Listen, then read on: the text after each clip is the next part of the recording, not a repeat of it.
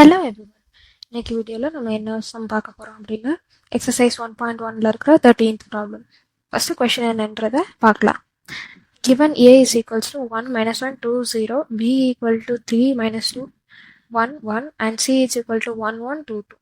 Find a matrix x such that a into x into b is equals to c ன்னு சொல்லி prove பண்ண சொல்கிறாங்க. Okay, நமக்கு already 3 matrix கொடுத்துட்டாங்க a b c ன்னு சொல்லிட்டு. இடையில எக்ஸ்னு ஒரு மேட்ரிக்ஸும் மல்டிப்ளை பண்ணுறாங்க. அப்போ A into X into B will result in சின்னு சொல்லி நம்ம ப்ரூவ் பண்ணணும். ஓகே, இப்போ இந்த கிவன் ஈக்குவேஷனை சால்வ் பண்ணும்போது தான் நமக்கு ஃபர்தராக என்ன செய்யணுன்றதே கிளியராக புரியும். ரைட்டா? ஃபஸ்ட்டு டிஃபைனிங் த ப்ராப்ளம் என்னன்றதை பார்க்கலாம். டிஃபைனிங் த ப்ராப்ளமில் ஃபர்ஸ்ட் ஸ்டெப் என்னன்னு பார்த்தீங்கன்னா சால்விங் த கிவன் ஈக்குவேஷன் தான் first step. So first step is solving the equation. Second step என்னன்னு பார்த்தீங்கன்னா ஈக்குவேஷனை சால்வ் பண்ணி முடிச்சதுக்கப்புறமேட்டு நமக்கு எக்ஸோட வேல்யூவை கண்டுபிடிக்கிறதுக்காக ஒரு ஸ்பெஷல் ஈக்குவேஷன் ஒன்று ஃபார்ம் ஆகும். ரைட்டா? அப்போ நம்ம கண்டுபிடிக்க வேண்டிய செகண்ட் ஸ்டெப் அதுக்கப்புறம் என்னன்னு பார்த்தீங்கன்னா first determinant of A and B கண்டுபிடிக்கணும். தென் தேர்டாக adjoint of A and adjoint of B கண்டுபிடிக்கணும். தென் ஃபோர்த்தாக நம்ம என்ன பண்ணணும் அப்படின்னா இன்வர்ஸ் ஃபார்முலா யூஸ் பண்ணி A inverse and B inverse கண்டுபிடிக்கணும். அண்ட் ஃபைனலி நம்ம என்ன பண்ணணும்னா மேட்ரிக்ஸ் மல்டிப்ளிகேஷன் யூஸ் பண்ணி எக்ஸோட வேல்யூவை கண்டுபிடிக்கணும். ஓகே, நம்ம ப்ராப்ளம் செய்ய செய்ய உங்களுக்கு எதுக்கு இதெல்லாம் கண்டுபிடிக்கிறோன்றது கிளியராக புரியும். ஃபஸ்ட்டு சொல்யூஷனுக்குள்ளே வரலாம். இந்த கொடுத்துருக்கிற ஈக்குவேஷனை கிவன் தட்னு சொல்லி ஃபஸ்ட்டு எழுதிக்கிறேன். Given that a into x into b is equals to c ன்னு சொல்லி கொடுத்துருக்காங்க. Re-multiplying a inverse on both sides. Okay.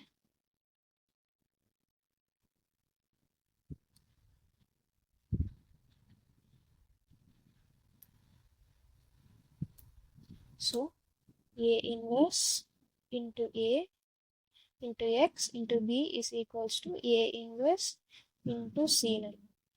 a into a inverse எப்படி மாறும் அப்படின்னா ஐடென்டிட்டி மேட்ரிக்ஸ்னு மாறும். தென் எக்ஸ் இன்ட்டு பி அப்படியே தான் இருக்கும். இந்த சைடும் அப்படியே தான் இருக்கும். ஓகே, தென் நான் ஆல்ரெடி சொல்லியிருக்கேன் identity matrix is just like one in multiplication. ரைட்டா? அதோட எதை மல்டிப்ளை பண்ணாலும் எந்த வேல்யூவும் சேஞ்ச் ஆக போகிறதில்ல. ஸோ எக்ஸும் பி மட்டும்தான் இங்கே பாக்கி இருக்கும். தென் இந்த சைடு ஏ இன்வர்ஸும் சியும் பாக்கி இருக்கும். இப்போ நான் நெக்ஸ்ட் என்ன பண்ணுறேன்னா post multiplying B inverse on both side. Why? Because எனக்கு லெஃப்ட் ஹேண்ட் சைடில் எக்ஸ் மட்டும்தான் வேணும்.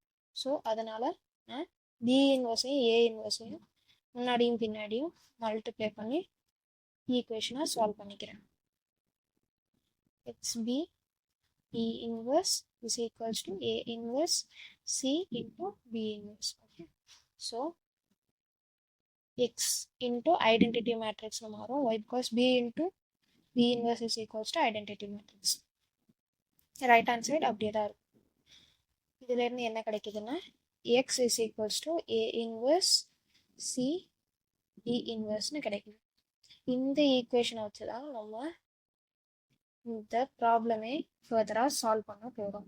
ஸோ ஃபஸ்ட்டு நம்ம எக்ஸ் வேல்யூ கண்டுபிடிக்கிறதுக்காக ஏ இன்வர்ஸும் பி இன்வர்ஸும் கண்டுபிடிக்கணும். அப்போ இன்வர்ஸ் கண்டுபிடிக்கிறதுக்கான எல்லா ஸ்டெப்ஸும் நம்ம ஃபஸ்ட்டு பண்ணணும். டிட்டர்மினன்ட் கண்டுபிடிக்கணும், அட்ஜாயின்ட் கண்டுபிடிக்கணும், தென் இன்வர்ஸ் ஃபார்முலா யூஸ் பண்ணணும். அதுதான் இந்த 3 ஸ்டெப்ஸ். ஓகே, தென் ஃபைனலி நம்ம என்ன பண்ணணும், கண்டுபிடிச்ச ஏ இன்வர்ஸ் பி இன்வர்ஸ் தென் கொடுத்துருக்கிற சின்ற வேல்யூ எல்லாத்தையும் மல்டிப்ளை பண்ணணும். அதாவது மேட்ரிக்ஸ் மல்டிப்ளிகேஷன் பண்ணணும். அதுதான் final step of solving this problem. Okay, இப்போ செகண்ட் ஸ்டெப்புக்கு மூவ் ஆகலாம். நம்ம ஏ இன்வர்ஸையும் பி இன்வர்ஸையும் சைமல்டேனியஸாக ரெண்டு சைட்லையும் செஞ்சுட்டே வருவோம். ஒய்? பிகாஸ் தனித்தனியாக செஞ்சு டைம் வேஸ்ட் பண்ண வேண்டாம். ஃபஸ்ட்டு டிட்டர்மினன்ட் ஏ என்னன்னு கண்டுபிடிக்கும், அதே நேரத்தில் டிட்டர்மினன்ட் பி என்னன்றதை கண்டுபிடிக்கும். ஃபஸ்ட்டு டிட்டர்மினன்ட் ஏ கண்டுபிடிக்க வேல்யூஸ் எல்லாத்தையும் எழுதிக்கலாம். நான் ஆல்ரெடி சொல்லியிருக்கேன் டிட்டர்மினன்ட் கண்டுபிடிக்கும் போது ஸ்கொயர் ப்ராக்கெட்ஸ் யூஸ் பண்ணக்கூடாது, நார்மல் ப்ராக்கெட்ஸ் தான் யூஸ் பண்ணணும்னு சொல்லிட்டு. Okay, 1 into 0 is 0. ஆல்ரெடி இங்கே ஒரு மைனஸ் இருக்கும். 2 into -1 is -2, which is +2 இங்கே மாறிடும், which is equals to 2 not equal to 0. So this shows that A is non-singular and A inverse exists. இதே மாதிரி Bக்கும் பண்ணணும். B ஓட values என்ன? 3 minus 2 1 1. Okay, 3 into 1 is 3.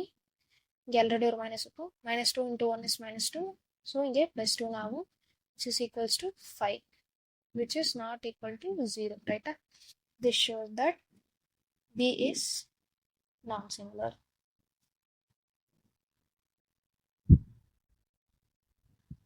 B non-singular இருந்தா B inverse exists. Then இதுக்கு அடுத்த ஸ்டெப் நம்ம என்ன பண்றோம்னா adjoint A and adjoint B கண்டுபிடிக்க போறோம். நமக்கு 2x2க்கு adjoint கண்டுபிடிக்கிறதுக்கான சிம்பிள் ஸ்டெப் ஆல்ரெடி தெரியும். So adjoint A is equals to main டயக்னல்ல எலிமெண்ட்ஸை சேஞ்ச் பண்ணணும். ஸோ 0 இங்கே வந்துடும், 1 இங்கே வந்துடும். ஆன்டி டயக்னல்ல சைன்ஸ் மட்டும் சேஞ்ச் பண்ணணும். பாசிட்டிவாக இருந்தால் நெகட்டிவ், நெகட்டிவாக இருந்தால் பாசிட்டிவ்னு சொல்லி -1 + 1 ஆகும், 2 - 2 ஆகும். Okay, then adjoint B is equals to main டயக்னல்ல பிளேஸ் சேஞ்ச் பண்ணணும், which is 1 3. ஆன்டி டயக்னல்ல சைன் சேஞ்ச் பண்ணணும், -2 + 2 ஆகும், 1 - 1 ஆகும். ஓகே, தென் இப்போ இன்வர்ஸ் ஃபார்முலா அப்ளை பண்ண வேண்டியதுதான். A inverse is equals to 1 by determinant of A dot adjoint A. இப்போ எல்லா வேல்யூஸையும் சப்ஸ்டிட் பண்ணலாம். டிட்டர்மினன்ட் A ஓட வேல்யூ என்னன்னா 2, தென் adjoint A ஓட வேல்யூ 0 1 -2 and 1. ஓகே, இப்போ இன்வர்ஸ் ஆஃப் B கண்டுபிடிக்கிறேன்னா சேம் A இன்வர்ஸ் ஃபார்முலா மாதிரி தான். A இருக்கிற இடத்துலலாம் Bன்னு சொல்லி ரீப்ளேஸ் பண்ணணும். So equals to 1 by determinant B ஓட value is 5, then adjoint B ஓட வேல்யூ 1 2 -1 and 3. ஓகே, இப்போ A inverse B inverse value கண்டுபிடிச்சிட்டோம். இந்த ஈக்குவேஷன் படி பார்த்தா x is equals to A inverse into C into B inverse நம்ம multiply பண்ணால் x ஓட வேல்யூ கிடைச்சிடும். இப்போ அதுதான் பண்ண போகிறோம். Now x is equals to A inverse into C into B inverse, right?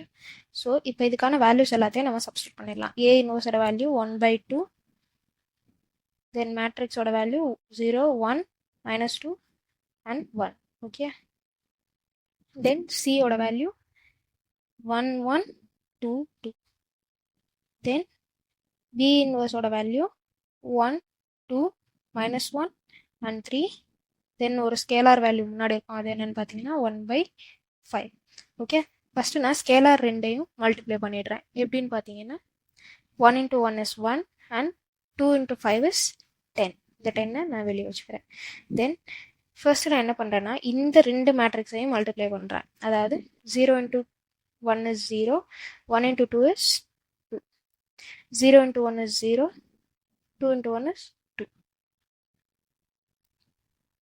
Then -2 into 1 is -2, 1 into 2 is +2, -2 into 1 is -2, 1 into 2 is +2. Again இந்த மேட்ரிக்ஸை அப்படியே எழுதிக்கிறேன், ஏன்னா அதில் எந்த இதுவுமே பண்ணலை, அது ஜஸ்ட் அப்படியே தான் இருக்குது. இந்த ஸ்கேலார் வேல்யூ முன்னாடி மல்டிப்ளை பண்ணிட்டோம், ஸோ எந்த ப்ராப்ளமும் இல்லை.